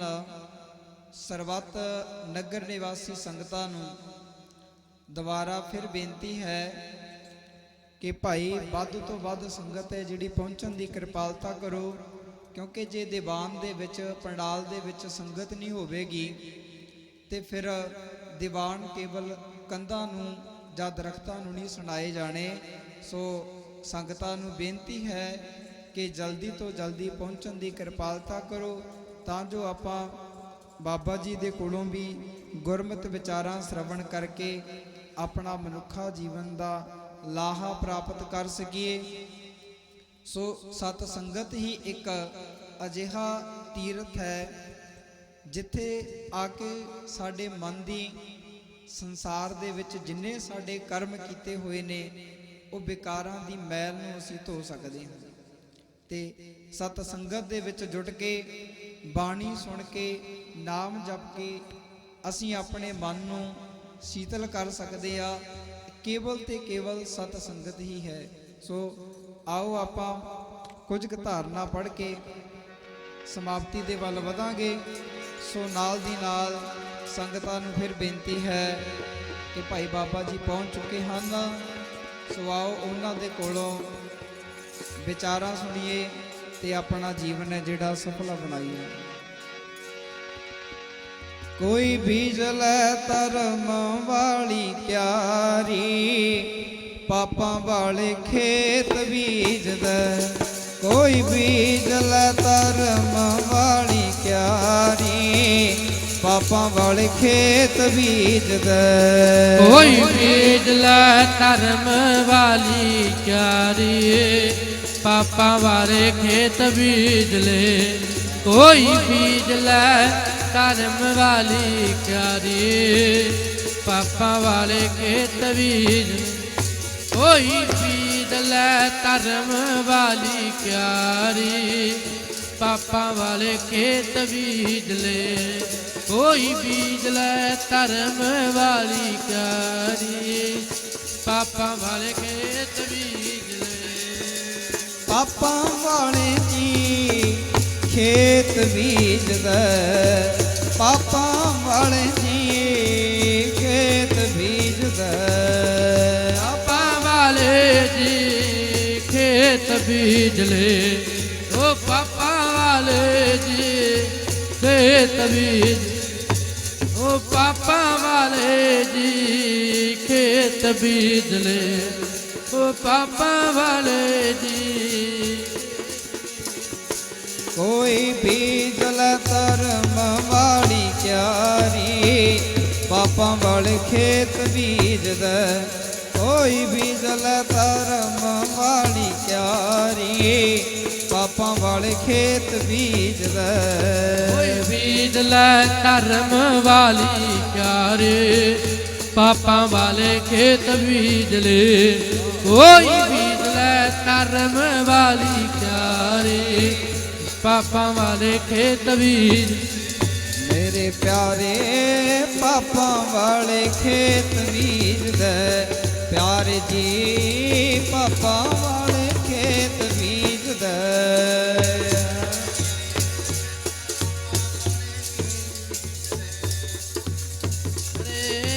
ਪਾਪਾਂ ਵਾਲੇ ਖੇਤ ਬੀਜ ਲੈ ਮੇਰੇ ਪਿਆਰੇ ਪਾਪਾਂ ਵਾਲੇ ਖੇਤ ਬੀਜ ਲੈ ਮੇਰੇ ਪਿਆਰੇ ਪਾਪਾਂ ਵਾਲੇ ਖੇਤ ਬੀਜ ਲੈ ਕੋਈ ਬੀਜ ਲੈ ਧਰਮ ਵਾਲੀ ਕਿਆਰੀ ਪਾਪਾਂ ਵਾਲੇ ਖੇਤ ਬੀਜਦਾ ਕੋਈ ਬੀਜ ਲੈ ਧਰਮ ਵਾਲੀ ਕਿਆਰੀ ਪਾਪਾਂ ਵਾਲੇ ਖੇਤ ਬੀਜਦਾ ਕੋਈ ਬੀਜ ਲੈ ਧਰਮ ਵਾਲੀ ਕਿਆਰੇ ਪਾਪਾਂ ਵਾਲੇ ਖੇਤ ਬੀਜ ਲੈ ਕੋਈ ਬੀਜ ਲੈ ਧਰਮ ਵਾਲੀ ਕਿਆਰੀ ਪਾਪਾਂ ਵਾਲੇ ਖੇਤ ਬੀਜ ਧਰਮ ਵਾਲੀ ਕਿਆਰੀ ਪਾਪਾਂ ਵਾਲੇ ਖੇਤ ਬੀਜ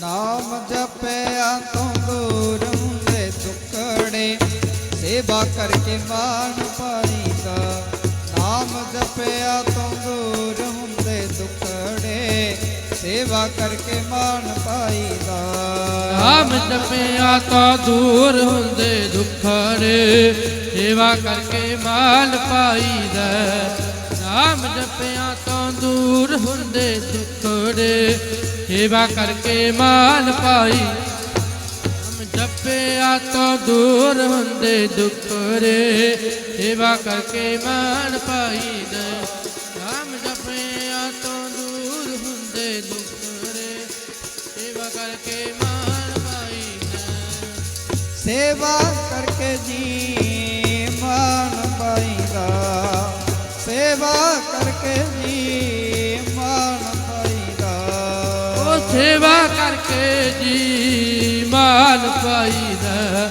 ਉਹ ਸੇਵਾ ਕਰਕੇ ਜੀ ਮਾਨ ਪਾਈ ਉਹ ਸੇਵਾ ਕਰਕੇ ਜੀ ਮਾਨ ਪਾਈਦਾ ਉਹ ਸੇਵਾ ਕਰਕੇ ਜੀ ਪਿਆਰਿਓ ਮਾਨ ਪਾਈਦਾ ਨਾਮ ਜਪਿਆ ਤੋਂ ਦੂਰ ਹੁੰਦੇ ਦੁੱਖੜੇ ਸੇਵਾ ਕਰਕੇ ਮਾਨ ਪਾਈਦਾ ਨਾਮ ਜਪਿਆ ਤੋਂ ਦੂਰ ਹੁੰਦੇ ਦੁੱਖੜੇ ਸੇਵਾ ਕਰਕੇ ਮਾਨ ਪਾਈਦਾ ਨਾਮ ਜਪਿਆ ਤੋਂ ਦੂਰ ਹੁੰਦੇ ਦੁੱਖੜੇ ਸੇਵਾ ਕਰਕੇ ਮਾਨ ਪਾਈਦਾ ਨਾਮ ਜਪਿਆ ਤੋਂ ਦੂਰ ਹੁੰਦੇ ਦੁੱਖੜੇ ਸੇਵਾ ਕਰਕੇ ਮਾਨ ਪਾਈਦਾ ਮੇਰੇ ਪਿਆਰੇ ਸੇਵਾ ਕਰਕੇ ਮਾਨ ਪਾਈਦਾ ਪਿਆਰੇ ਜੀ ਸੇਵਾ ਕਰਕੇ ਮਾਨ ਪਾਈਦਾ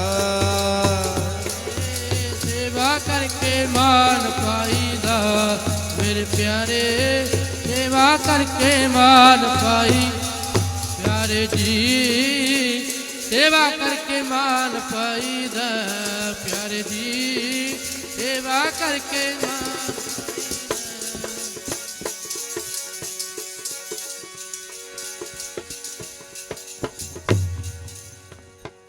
ਨਾਮ ਜਪਿਆ ਤੋਂ ਦੂਰ ਹੁੰਦੇ ਦੁੱਖੜੇ ਸੇਵਾ ਕਰਕੇ ਮਾਣ ਪਾਈਦਾ। ਜੇ ਅਸੀਂ ਪਰਮਾਤਮਾ ਜੀ ਦਾ ਨਾਮ ਜਪ ਕੇ ਸੰਸਾਰ ਦੇ ਵਿੱਚ ਆਪਣੇ ਜੀਵਨ ਨੂੰ ਸਫਲਾ ਬਣਾਉਂਦੇ ਹਾਂ ਤੇ ਨਾਲ ਦੀ ਨਾਲ ਜਿਹੜਾ ਗੁਰੂ ਜੀ ਨੇ ਇੱਕ ਸੰਦਰਭ ਬਖਸ਼ਿਸ਼ ਕੀਤਾ ਹੈ, ਇੱਕ ਉਪਦੇਸ਼ ਬਖਸ਼ਿਸ਼ ਕੀਤਾ ਹੈ ਸੇਵਾ ਵਾਲਾ। ਜਦੋਂ ਅਸੀਂ ਸੇਵਾ ਵਾਲੇ ਸੰਦਰਭ ਦੇ ਨਾਲ ਜੁੜਦੇ ਹਾਂ ਤੇ ਸੰਸਾਰ ਦੇ ਵਿੱਚ ਸੱਚਮੁੱਚ ਬੜਾ ਨਾਮ ਵੀ ਪ੍ਰਾਪਤ ਹੁੰਦਾ ਹੈ। ਦੁਨੀਆ ਦੇ ਲੋਕ ਅੱਜ ਦੇ ਵਿੱਚ, ਜੇ ਆਪਾਂ ਵੇਖੀਏ ਅੱਜ ਦੇ ਸਮੇਂ ਦੇ ਵਿੱਚ, ਦੁਨੀਆ ਦੇ ਵਿੱਚ ਲੋਕ ਆਪਣਾ ਨਾਮ ਬਣਾਉਣ ਦੇ ਲਈ ਜਾਂ ਦੁਨੀਆ ਦੇ ਵਿੱਚ ਸੋਭਾ ਖੱਟਣ ਦੇ ਲਈ, ਵਡਿਆਈ ਖੱਟਣ ਦੇ ਲਈ ਜ਼ਿਆਦਾ ਯਤਨ ਕਰਦੇ ਨੇ। ਬੰਦਾ ਪੈਸੇ ਦੇ ਬਿਨਾ, ਮਾਇਆ ਦੇ ਬਿਨਾ ਤੇ ਸਾਰ ਲੈਂਦਾ ਹੈ, ਪਰ ਛੋਟੇ ਤੋਂ ਛੋਟਾ ਬੰਦਾ ਇਹ ਆਖਦਾ ਕਿ ਮੇਰਾ ਸੰਸਾਰ ਦੇ ਵਿੱਚ ਕੁਝ ਨਾਮ ਹੋਵੇ। ਦੁਨੀਆ ਦੇ ਲੋਕ ਹੈ ਜਿਹੜੇ ਮੈਨੂੰ ਜਾਣਨ, ਦੁਨੀਆ ਦੇ ਵਿੱਚ ਮੇਰੀ ਇੱਕ ਵੱਖਰੀ ਜੀ ਪਛਾਣ ਹੋਵੇ। ਇਸ ਪਛਾਣ ਦਾ ਸਭ ਦੇ ਅੰਦਰ ਰੌਲਾ ਵੱਜਦਾ ਹੀ ਰਹਿੰਦਾ ਹੈ ਤੇ ਪਛਾਣ ਬਣਾਉਣ ਦੇ ਲਈ ਆਪਾਂ ਵੇਖਦੇ ਹਾਂ ਸੋਸ਼ਲ ਮੀਡੀਆ ਅਕਾਊਂਟਾਂ ਦੇ ਉੱਪਰ ਬੜੇ ਕੁਝ ਅਜਿਹੇ ਲੋਕ ਆਪਾਂ ਵੇਖਦੇ ਹਾਂ ਕਿ ਆਪਣੇ ਪਹਿਰਾਵੇ ਦੀ, ਆਪਣੇ ਲਿਬਾਸ ਦੀ ਵੀ ਕੋਈ ਪਰਵਾਹ ਨਹੀਂ ਕਰਦੇ। ਵੇਖਦੇ ਹਾਂ ਕਿ ਆਪਣਾ ਲਿਬਾਸ ਵੀ ਕੁਝ ਇਦਾਂ ਦਾ ਬਣਾ ਲੈਂਦੇ ਨੇ ਕਿ ਇਹ ਲਿਬਾਸ ਨੂੰ ਬਹੁਤੇ ਵੇਖਣਗੇ, ਇਹ ਲਿਬਾਸ ਦੇ ਨਾਲ ਅਸੀਂ ਦੁਨੀਆ ਦੀ ਨਜ਼ਰ ਦੇ ਵਿੱਚ ਆ ਜਾਵਾਂਗੇ। ਬੜੇ ਬਣਦੇ ਹਾਂ, ਪਰ ਜੇ ਅਸੀਂ ਸੇਵਾ ਵਾਲੇ ਮਾਰਗ ਦੇ ਉੱਪਰ ਚੱਲਦੇ ਹਾਂ, ਗੁਰੂ ਜੀ ਦਾ ਇਹ ਸੇਵਾ ਵਾਲਾ ਸੰਦਰਭ ਅਪਣਾ ਲੈਂਦੇ ਹਾਂ ਤੇ ਸੱਚਮੁੱਚ ਸਾਨੂੰ ਕੁਝ ਕਰਨ ਦੀ ਲੋੜ ਨਹੀਂ। ਸਾਨੂੰ ਕੋਈ ਬਹੁਤੇ ਢੋਂਗ ਭੇਖ ਅਪਣਾਉਣ ਦੀ ਲੋੜ ਨਹੀਂ ਪਵੇਗੀ। ਕੇਵਲ ਤੇ ਕੇਵਲ ਅਸੀਂ ਸੇਵਾ ਵਾਲਾ ਜਿਹੜਾ ਤਰੀਕਾ ਹੈ ਉਹ ਅਪਣਾ ਲਈਏ। ਸਾਡੇ ਇਤਿਹਾਸ ਦੇ ਵਿੱਚ ਜਿੱਥੇ ਨਾਮ ਜਪਣ ਵਾਲੀਆਂ ਸ਼ਖਸੀਅਤਾਂ ਦਾ ਜ਼ਿਕਰ ਆਉਂਦਾ ਹੈ ਤੇ ਨਾਲ ਸੂਰਮਿਆਂ ਦਾ ਜ਼ਿਕਰ ਵੀ ਆਉਂਦਾ ਹੈ ਤੇ ਨਾਲ ਜਿਹੜੇ ਸੇਵਾ ਕਰਨ ਵਾਲੇ ਸੇਵਕ ਸਿੱਖ ਨੇ ਉਹਨਾਂ ਦਾ ਵੀ ਜ਼ਿਕਰ ਬਾਖੂਬੀ ਆਉਂਦਾ ਹੈ, ਜਿਨ੍ਹਾਂ ਨੇ ਸੇਵਾ ਕਰਕੇ ਹੀ ਇੰਨਾ ਕੁ ਕੁਝ ਪ੍ਰਾਪਤ ਕੀਤਾ ਹੈ ਗੁਰੂ ਦੇ ਕੋਲੋਂ ਕਿ ਜਿਸ ਦੇ ਬਾਰੇ ਅਸੀਂ ਸੋਚਣਾ ਵੀ ਮੁਨਾਸਿਬ ਨਹੀਂ ਸਮਝਦੇ। ਗੁਰੂ ਦੀ ਸੇਵਾ ਕਰਕੇ ਹੀ ਇੰਨਾ ਕੁਝ ਉਹਨਾਂ ਨੇ ਪ੍ਰਾਪਤ ਕਰ ਲਿਆ ਹੈ। ਆਪਾਂ ਜ਼ਿਕਰ ਕਰੀਏ ਜਿਨ੍ਹਾਂ ਦਾ ਪਹਿਲਾ ਨਾਮ ਸੀ ਭਾਈ ਜੇਠਾ ਜੀ, ਜਿਹੜੇ ਕਿ ਇੱਕ ਬਿਲਕੁਲ ਅਨਾਥ ਹਨ, ਜਿਨ੍ਹਾਂ ਦੇ ਨਾ ਹੀ ਤੇ ਮਾਤਾ ਹਨ ਨਾ ਹੀ ਪਿਤਾ ਹਨ। ਆਪਣੀ ਨਾਨੀ ਜੀ ਦੇ ਕੋਲ ਪਲਦੇ ਨੇ ਤੇ ਘਰ ਦਾ ਗੁਜ਼ਾਰਾ ਚਲਾਉਣ ਦੇ ਲਈ ਆਪਣੇ ਘਰ ਦੇ ਵਿੱਚੋਂ ਕੁਝ ਪਦਾਰਥ ਤਿਆਰ ਕਰਕੇ ਲੈ ਕੇ ਆਉਂਦੇ ਨੇ ਤੇ ਉਹਨਾਂ ਪਦਾਰਥਾਂ ਨੂੰ ਉਹ ਧੰਨ ਸ਼੍ਰੀ ਗੁਰੂ ਅਮਰਦਾਸ ਜੀ ਮਹਾਰਾਜ ਜੀ ਦੇ ਦਰਬਾਰ ਦੇ ਕੋਲ ਆ ਕੇ ਉਹਨਾਂ ਪਦਾਰਥਾਂ ਨੂੰ ਵੇਚ ਕੇ ਉਹਨਾਂ ਤੋਂ ਜਿਹੜੇ ਕੁਝ ਪੈਸੇ ਪ੍ਰਾਪਤ ਹੁੰਦੇ ਨੇ ਉਹਨਾਂ ਦਾ ਆਪਣੇ ਘਰ ਦੇ ਵਿੱਚ ਖਰਚਾ ਚਲਾਉਂਦੇ ਨੇ, ਗੁਜ਼ਾਰਾ ਕਰਦੇ ਨੇ। ਉਸ ਦੇ ਨਾਲ ਘਰ ਦੀ ਹਾਲਤ ਕੁਝ ਇਦਾਂ ਦੀ ਹੈ ਕਿ ਖੁਦ ਨੂੰ ਕੰਮ ਕਰਨਾ ਪੈਂਦਾ, ਹੋਰ ਕੋਈ ਘਰ ਦੇ ਵਿੱਚ ਕਮਾਉਣ ਵਾਲਾ ਨਹੀਂ ਤੇ ਹਾਲਤ ਇੰਨੀ ਕੁ ਤਰਸਯੋਗ ਹੈ ਕਿ ਜਿੰਨਾ ਕੁ ਉਹ ਕਮਾਉਂਦੇ ਨੇ ਉਸ ਦੇ ਨਾਲ ਕੇਵਲ 2 ਸਮੇਂ ਦਾ ਜਿਹੜਾ ਪ੍ਰਸ਼ਾਦਾ ਪਾਣੀ ਹੀ ਬਹੁਤ ਮੁਸ਼ਕਲ ਦੇ ਨਾਲ ਤਿਆਰ ਹੁੰਦਾ ਹੈ। ਮਾਤਾ ਵੀ ਨਹੀਂ, ਨਾ ਤੇ ਬਚਪਨ ਦੇ ਵਿੱਚ ਮਾਤਾ ਦਾ ਪਿਆਰ ਮਿਲਿਆ, ਨਾ ਹੀ ਪਿਤਾ ਦਾ ਆਸਰਾ ਮਿਲਿਆ। ਇੱਕ ਅਨਾਥਾਂ ਵਾਲਾ ਜੀਵਨ ਹੈ ਜਿਹੜਾ ਬਤੀਤ ਕੀਤਾ। ਪਰ ਜਦੋਂ ਉਹ ਧੰਨ ਸ਼੍ਰੀ ਗੁਰੂ ਅਮਰਦਾਸ ਜੀ ਮਹਾਰਾਜ ਜੀ ਦੇ ਦਰਬਾਰ ਕੋਲ ਆਉਣ ਲੱਗੇ ਤੇ ਉਹਨਾਂ ਨੇ ਗੁਰੂ ਦਰਬਾਰ ਦੀ ਮਹਿਮਾ ਸੁਣੀ, ਵਡਿਆਈ ਸੁਣੀ ਤੇ ਹੌਲੀ ਹੌਲੀ ਸਤ ਸੰਗਤ ਵਿੱਚ ਬੈਠਣ ਲੱਗੇ ਤੇ ਸਤ ਸੰਗਤ ਦੇ ਵਿੱਚ ਬੈਠ ਕੇ ਮਨ ਦੇ ਵਿੱਚ ਇੱਕ ਫੁਰਨਾ ਜਾਗਿਆ ਸੇਵਾ ਵਾਲਾ। ਔਰ ਆਪਾਂ ਅਕਸਰ ਹੀ ਵੇਖਦੇ ਹਾਂ ਜਿਹੜੇ ਸੰਸਾਰਿਕ ਤੌਰ ਤੇ ਜਿਨ੍ਹਾਂ ਦੇ ਕੋਲ ਬਹੁਤੀ ਮਾਇਆ ਨਹੀਂ ਹੁੰਦੀ, ਬਹੁਤਾ ਧਨ ਨਹੀਂ ਹੁੰਦਾ, ਉਹ ਲੋਕਾਂ ਦੇ ਅੰਦਰ ਸੇਵਾ ਦੀ ਭਾਵਨਾ ਜਿਹੜੀ ਬੜੀ ਹੁੰਦੀ ਹੈ ਕਿ ਸੇਵਾ ਕਰਨ ਦੇ ਲਈ ਹਮੇਸ਼ਾ ਤਤਪਰ ਰਹਿੰਦੇ ਨੇ। ਤੇ ਇਸੇ ਹੀ ਸੇਵਾ ਵਾਲਾ ਗੁਣ, ਇਹ ਸੇਵਾ ਵਾਲੇ ਗੁਣ ਨੇ ਭਾਈ ਜੇਠਾ ਜੀ ਦੇ ਜੀਵਨ ਨੂੰ ਬਦਲ ਦਿੱਤਾ।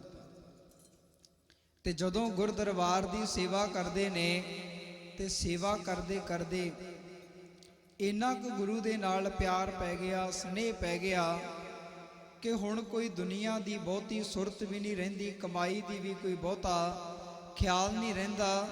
ਤੇ ਗੁਰੂ ਨੇ ਉਸ ਭਾਈ ਜੇਠਾ ਜੀ ਨੂੰ ਕਿੰਨੀ ਕੁ ਮਹਿਮਾ ਵਡਿਆਈ ਦਿੱਤੀ, ਅਸੀਂ ਸੋਚ ਵੀ ਨਹੀਂ ਸਕਦੇ, ਆਪਣੇ ਮਨ ਦੇ ਵਿੱਚ ਫੁਰਨਾ ਵੀ ਨਹੀਂ ਲੈ ਕੇ ਆ ਸਕਦੇ। ਕਿਉਂਕਿ ਆਪਾਂ ਵੇਖੀਏ ਕਿ ਜੇ ਆਪਾਂ ਕਿਸੇ ਦੀ ਥੋੜੀ ਬਹੁਤੀ ਸੇਵਾ ਕਰ ਲਈਏ, ਆਪਾਂ ਨੂੰ ਉਹ ਥੋੜੀ ਬਹੁਤੀ ਮਾਇਆ ਦੇ ਦੇਵੇਗਾ ਜਾਂ ਬਹੁਤਾ ਤਰਸ ਕਰੇਗਾ ਕਿ ਆਪਾਂ ਨੂੰ ਥੋੜੀ ਬਹੁਤੀ ਜ਼ਮੀਨ ਦੇ ਦੇਵੇਗਾ। ਜਾਂ ਆਪਾਂ ਵੇਖਦੇ ਹਾਂ ਕਿ ਕੋਈ ਬੰਦਾ ਉਹਨੂੰ ਕੁਝ ਕੱਪੜੇ ਦੇ ਦਿੰਦਾ ਕਿ ਚਲੋ ਕੱਪੜੇ ਸੰਭਾਲ ਲਵੀਂ। ਪਰ ਗੁਰੂ ਨੇ ਆਪਣੇ ਸਿੱਖ ਨੂੰ ਟੁੱਟ ਕੇ ਖੁਸ਼ ਹੋ ਕੇ ਕੀ ਦਿੱਤਾ? ਗੁਰੂ ਨੇ, ਧੰਨ ਸ਼੍ਰੀ ਗੁਰੂ ਅਮਰਦਾਸ ਜੀ ਨੇ ਧੰਨ ਸ਼੍ਰੀ ਗੁਰੂ ਰਾਮਦਾਸ ਬਣਾ ਕੇ ਭਾਈ ਜੇਠਾ ਨੂੰ ਰਾਮਦਾਸ ਬਣਾ ਕੇ ਆਪਣੀ ਗੱਦੀ ਦੇ ਉੱਪਰ ਬਿਰਾਜਮਾਨ ਕਰ ਦਿੱਤਾ।